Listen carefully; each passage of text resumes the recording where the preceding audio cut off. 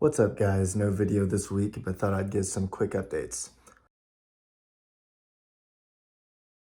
So looking back to, I guess a few videos ago, I mentioned my 25-hour schedule that involved lots of weights, conditioning, tennis, all the good stuff.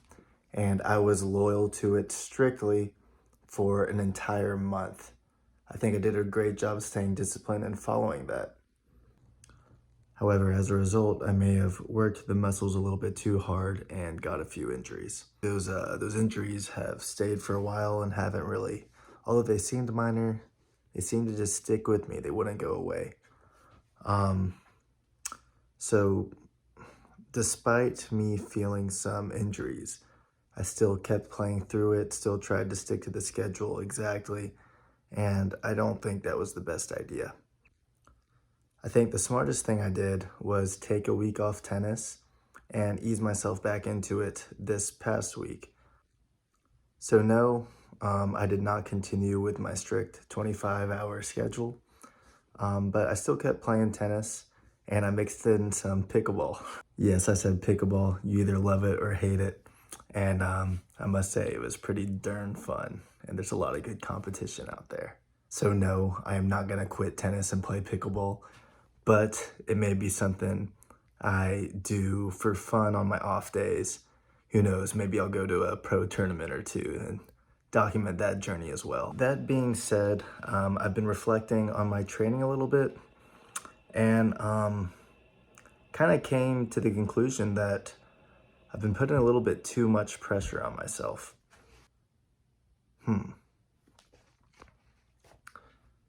It almost became like it was work and I forgot that it's supposed to be a fun game as well. So, um, yeah. So when I say that, I don't think it necessarily means I need to like cut down my training or not. Like, I don't think it means that at all.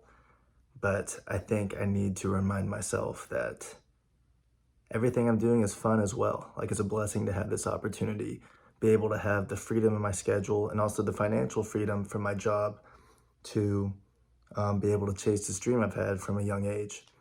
So, yeah, there's really no pressure doing this at all. I think I kind of put some unnecessary pressure on myself.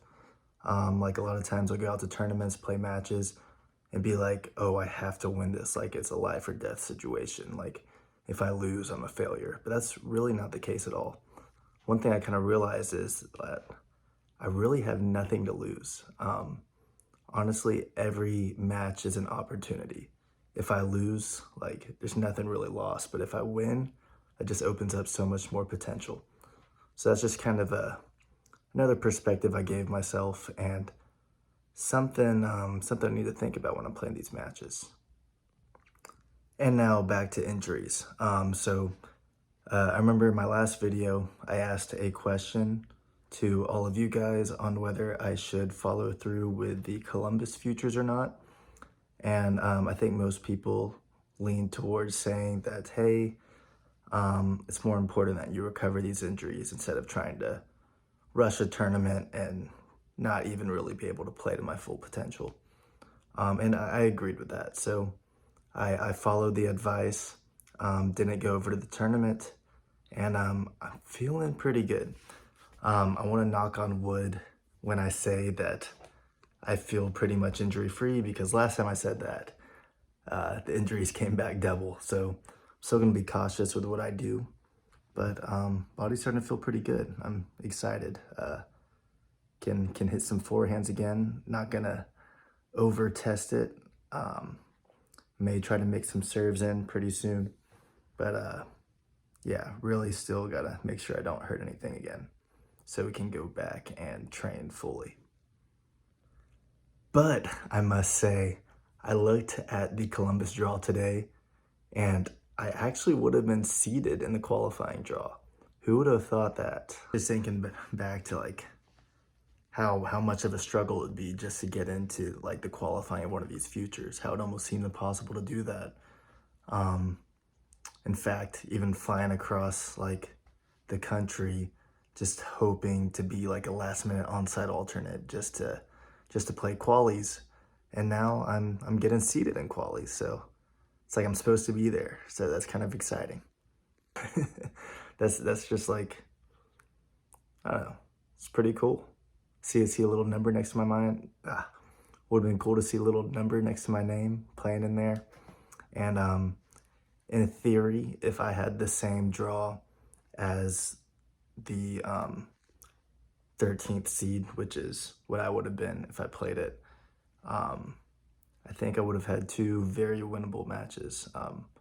One of the people I've actually beaten before. So yeah, I don't know. I mean, yeah, it's kind of bummed that I didn't get to go play, but I think it's for the best. Body's feeling pretty healthy. Got to experiment with pickleball for a little bit and thought that was fun. And can get well enough to play the PTT in December. So get to try a whole new tournament format that I've never done before, and also get paid like a minimum of like $400 or something. I don't know. I think like even if you lose every match, they give you a certain amount of money, which is helpful. I mean, these tennis tournaments aren't cheap. So yeah, that's all I have today. Some of the story is gonna remember to have more fun and all of my training and matches and whatever. Don't feel any pressure. Don't be afraid to try new things. Like, I mean, instead of always looking in the past and seeing what's worked well in the past, I think it's important to kind of look at maybe some new things I haven't tried that can take me to another level rather than relying on stuff I've used to win in the past. That being said, of course, it's good to always reflect on things and improve from there. But I don't think I want to rely on, just simply rely on things I've already been doing. I think there's definitely new things I need to add to my game to make myself better. So yeah, thank you guys for watching. I'll be sure to get some better content out here soon. And if not already, please subscribe if you want to follow along on the journey.